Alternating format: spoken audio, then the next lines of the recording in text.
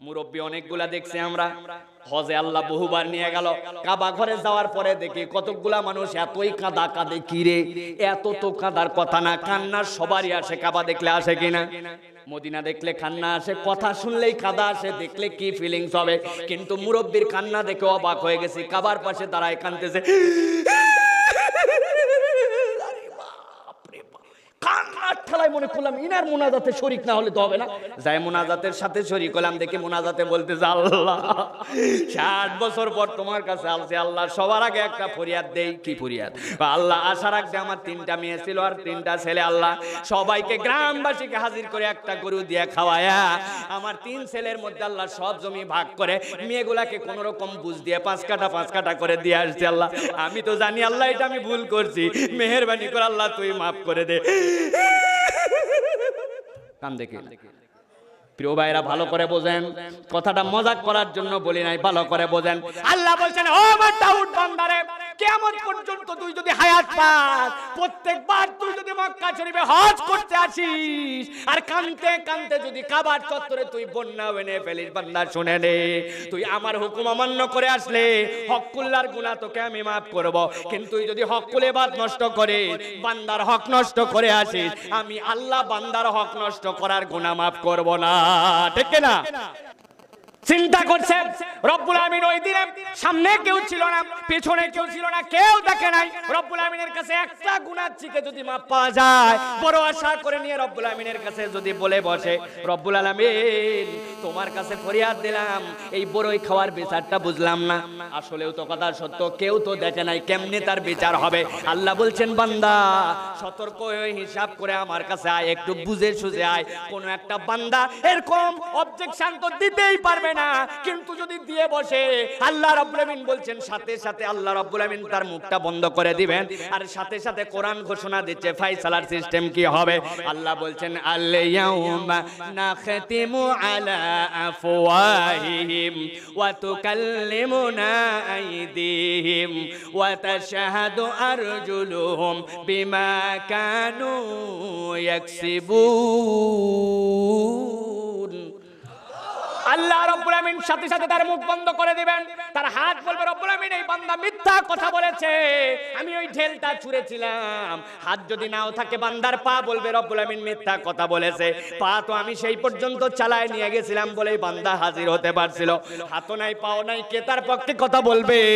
ওই দিন বান্দার পেটের জবান খুলে যাবে। বান্দা কি খাইছিল, পেট যেই পরিপাক তন্ত্র হজম করাইছিল, পেট তখন বান্দার বিপক্ষে কথা বলতে শুরু করবে। রব্বুল আমিন তোমার বান্দা মিথ্যা কথা বলেছে, মিথ্যা কথা বলেছে, ওই খাবারটা হজম করাইছে আমি, রক্ততে সার্কুলেট করাইছিলাম সুগার আকারে, সুতরাং তোমার বান্দা মিথ্যাবাদী ও মিথ্যাবাদী। বলেন তো, হাত যদি আপনার আমার বিপক্ষে সাক্ষ্য দেয়, পা যদি আপনার আমার বিপক্ষে সাক্ষ্য দেয়, আপনার আমার পেট যদি আল্লাহর কাছে আপনার আমার বিপক্ষে কথা বলে, ওই দিন কি আপনার আমার বাঁচার কোনো কায়দা থাকবে?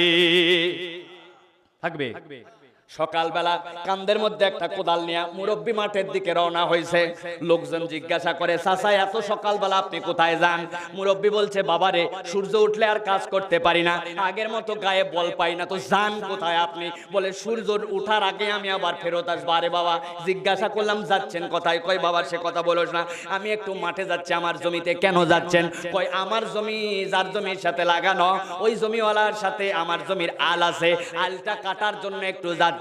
মুরব্বীর উদ্দেশ্য কিন্তু অনেক সময় ভিন্ন হয়। সকালবেলা কেউ দেখার আগে কাজ করতে পারি না, সূর্য ওঠার পরে ফেরত আসবো, নানান কথা বলে আল কাটতে যাওয়ার নামে আসলে মাঠে যাচ্ছে। আসল উদ্দেশ্য উনার জমির সাথে যার জমির আলটা লাগানো, ওই পারের লোক এখনো আল কাটতে পারে নাই। মুরব্বী তার আগে নিজের জমির আল কাটে, নিজের জমি আধা বিঘা একটু ঠেলতে চায়, এলাকায় নাই। কিয়ামতের দিনে ভালো করে বুঝেন, আপনার 1 বিঘা জমির খাজনা খারাজ সব কিছু আপনার ঠিক আছে, ওর ইনকাম সবগুলো আপনার হালাল, কিন্তু যে 1 বিঘা জমি আপনি ঠেলছিলেন, ওইখান থেকে যে ধানগুলো আসছিল, ওইটার একটা ধান যদি আপনার পেটের মধ্যে আপনার সন্তান আপনার স্ত্রীর যাদের মধ্যেই গেছে, তারা যদি উঠে বলে, আল্লাহ ওই বান্দার সব ধান হালাল ছিল, এই 10টা হারাম ছিল, আল্লাহর আদালতে আপনার পেটের ধান যদি আপনার বিপক্ষে সাক্ষ্য দেয়, চিৎকার করে বলেন তো আপনার আমার বাঁচার কায়দা থাকবে? থাকবে? বলে তোমার ছেলে কি করে? কয় আমার ছেলে রাজনীতি করে। বাবা, রাজনীতি করে চলে কেমন করে? কয় আসলে রাজনীতি করে তো চলে না, রাজনীতির সাথে সাথে একটু কন্ট্রাক্টরিও করে। করে কিনা? কয় আগে দিন পথ চলতো না, আগে রাস্তাঘাটে ঘোরাফেরা করতো, এখন এতই দিন ফিরছে, এখন পোলাও খায়, কোরমা খায়, টাকা পয়সার কোনো অভাব নাই। আছে কিনা? মানুষ মনে করে বাবারে পোলাও খাচ্ছে, কোরমা খাচ্ছে, কত কি আসলে খাচ্ছে? আসলে বিচার বিশ্লেষণ করলে দেখা যাবে ও পোলাও কোরমা খায় না, ও জনগণের রাস্তার খোয়া খায়, রাস্তার বালু খায়, রাস্তার পিস খায়, আর মনে করে অনেক পোলাও কোরমা খায়। এরকম আছে কিনা? আছে কিনা? আল্লাহ বলছেন ভালো করে জানাই দাও, ও তো দুনিয়ার বুকে পোলাও কোরমা খায় না। উলাইকা ইয়াকুলুনা ফি বুতুনিহিম নারা, ও তো দুনিয়ার বুকে আগুন খায়, আগুন খেয়ে খেয়ে দুনিয়ার থেকে জাহান্নামের রাস্তায় রওনা হয়ে যায়। ঠিক না? মুরব্বী অনেকগুলা দেখছি আমরা, হজে আল্লাহ বহুবার নিয়ে গেল, কাবা ঘরে যাওয়ার পরে দেখি কতগুলা মানুষ এতই কাঁদা কাঁদে। কিরে, এত তো কাঁদার কথা না, কান্না সবারই আসে, কাবা দেখলে আসে কিনা? মদিনা দেখলে কান্না আসে, কথা শুনলেই কাঁদা আসে, দেখলে কি ফিলিংস হবে। কিন্তু মুরব্বীর কান্না দেখে অবাক হয়ে গেছি, কাবার পাশে দাঁড়ায় কাঁদতেছে,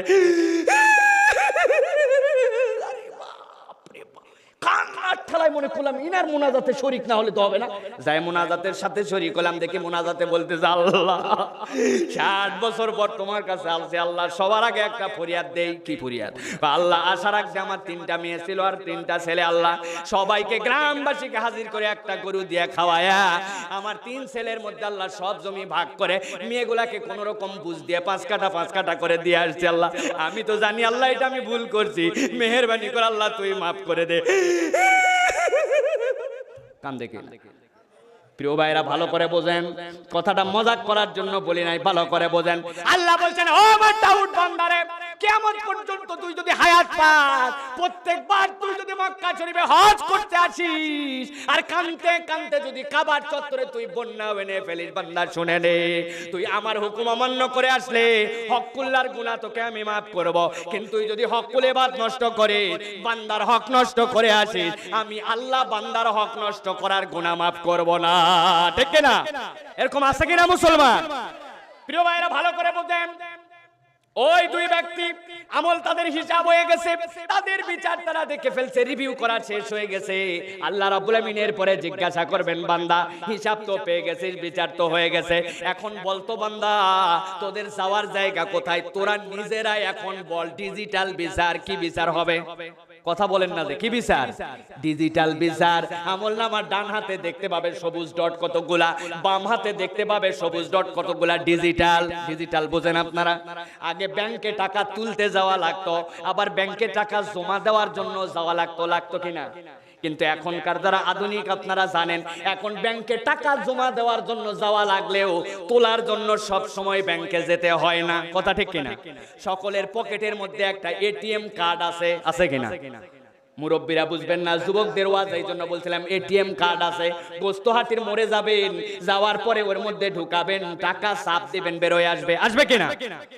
1 লাখ পকেটের মধ্যে এটিএম কার্ড, সকালবেলা ওঠার পরে থেকে সুবহানাল্লাহ আলহামদুলিল্লাহ সুবহানাল্লাহ আলহামদুলিল্লাহ, বউ বলতেছে তুমি এত সুবহানাল্লাহ আলহামদুলিল্লাহ অন্যদিন তো বলো না, আজকে কি ব্যাপার?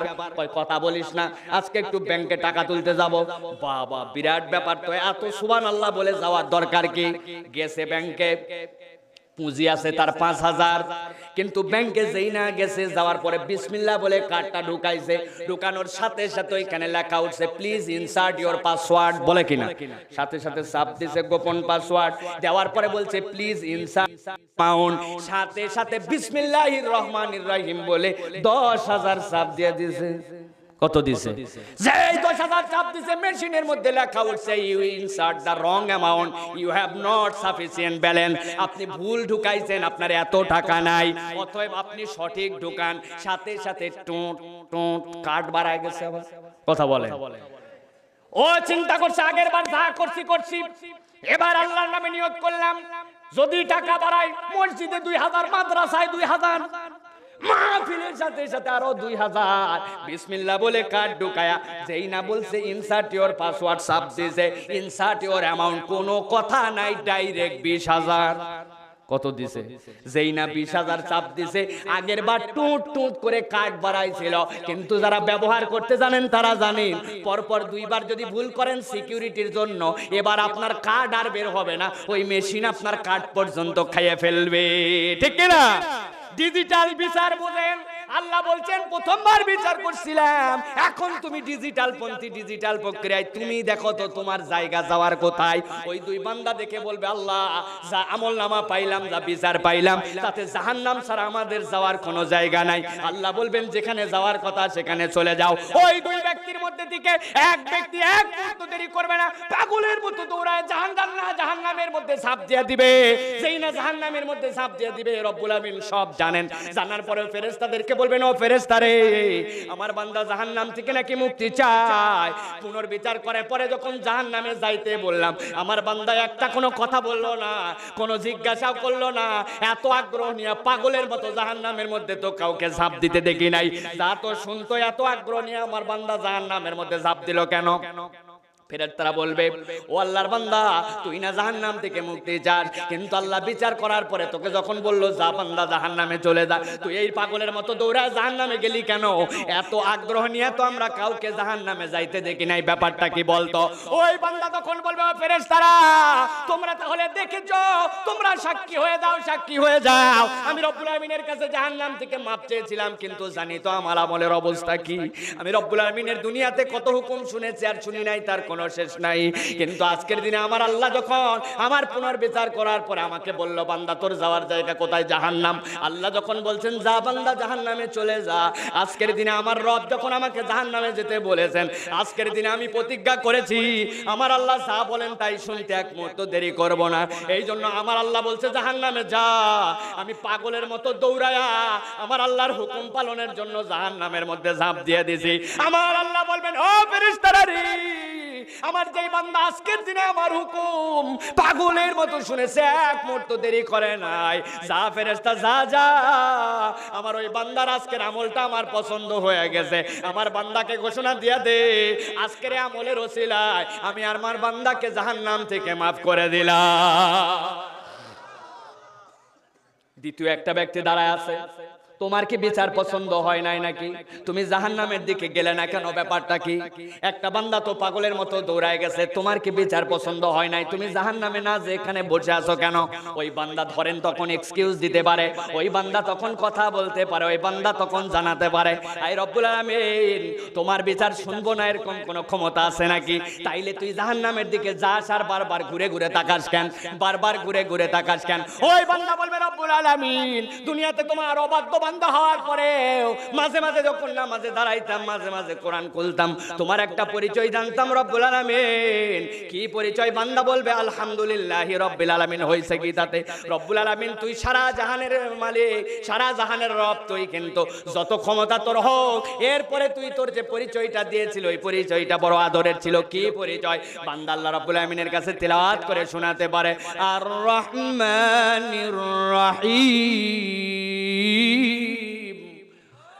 আল্লাহ রাব্বুল আমিনের রহমান আর রহিম নাম হইছে কি? বলে রব্বুল আমিন দুনিয়ায় সামান্য একটুখানি দয়া দেওয়ার কারণে মা তার সন্তানের জন্য কি মায়া, স্বামী স্ত্রীর কি মহাব্বত, দুনিয়ার বুকে প্রাণের সাথে প্রাণের কত মহাব্বত। কিন্তু রব্বুল আলামিন রে, তুই নাকি তোর রহিম নামটাকে পরকালের জন্য রিজার্ভ করে রেখেছিলি।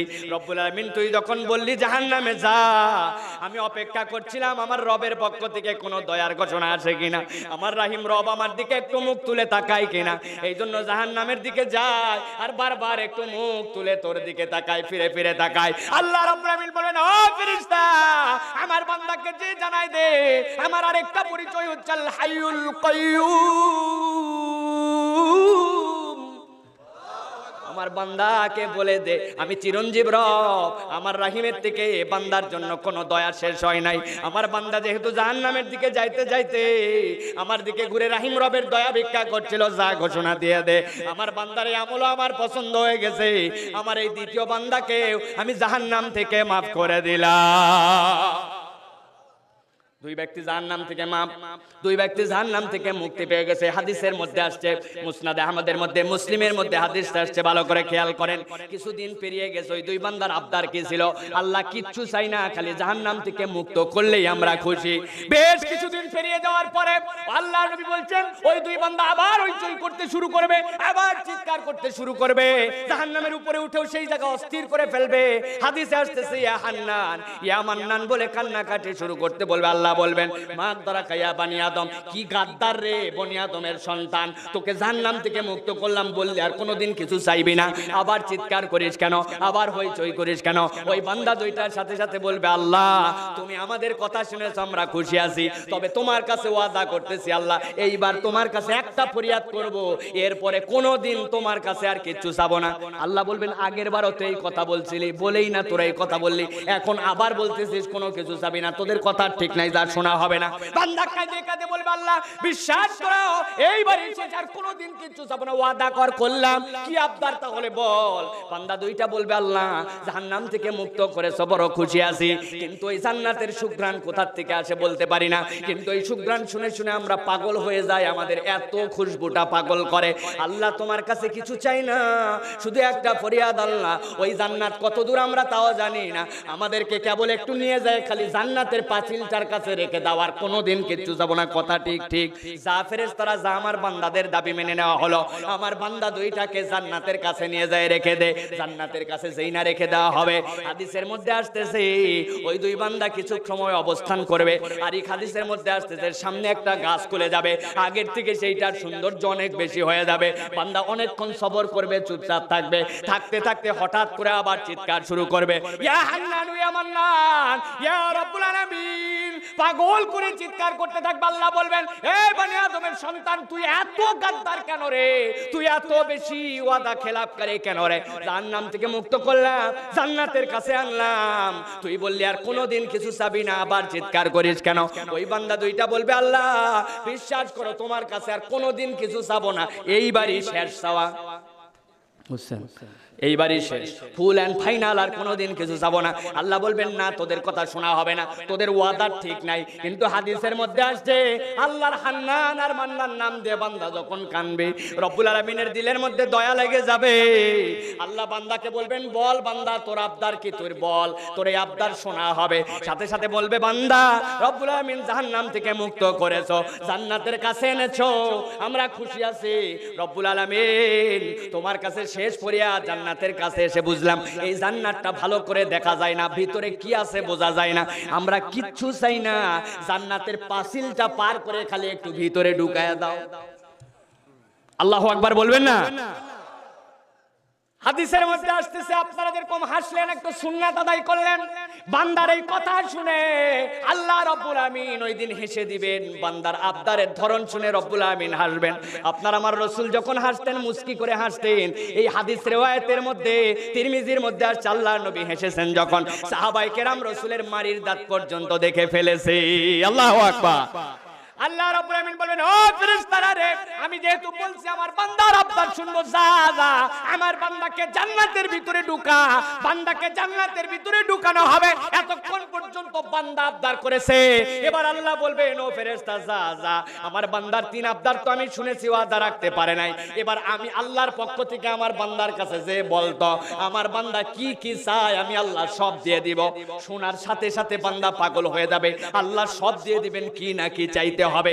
বান্দা বলবে, আল্লাহ এটা চাই, সেটা চাই, এটা চাই, সেটা চাই, বলতে বলতে বলতে বলতে বান্দার আয়াত শেষ। আল্লাহর কাছে দেওয়া হবে, রব্বুল আলামিন দেখো তোমার বান্দা এই লিস্টগুলো দিয়েছে। আল্লাহ রাব্বুল আলামিন দেখে বলবেন, এই বান্দা তো ওইটা চাই নাই, ওইটা চাই নাই, এইটা তো চাওয়া বাকি আছে। বান্দার মাথার মধ্যে আসবে, তাই তো, এইগুলা তো বলতে ভুলে গেছিলাম। আল্লাহ বলবেন, যার একবার সুযোগ দেওয়া হলো, বান্দা আরেকবার চাইতে শুরু করবে, মনে করবে সম্মের চাওয়া চাইছে, সব শেষ। আল্লাহর কাছে দেওয়া হবে ফর্দিটা। আল্লাহ দেখে বলবেন, ও বান্দারে তুই না এখনো এইগুলা এইগুলা এইগুলা চাস নাই, তোর তো চাওয়া বাকি আছে। আবার আমার বান্দার মন খারাপ, তাই তো এইগুলো আমি চাইতে ভুলে গেছি। আল্লাহ বলবেন আরেকবার চাইতে দিলাম, বান্দা চা।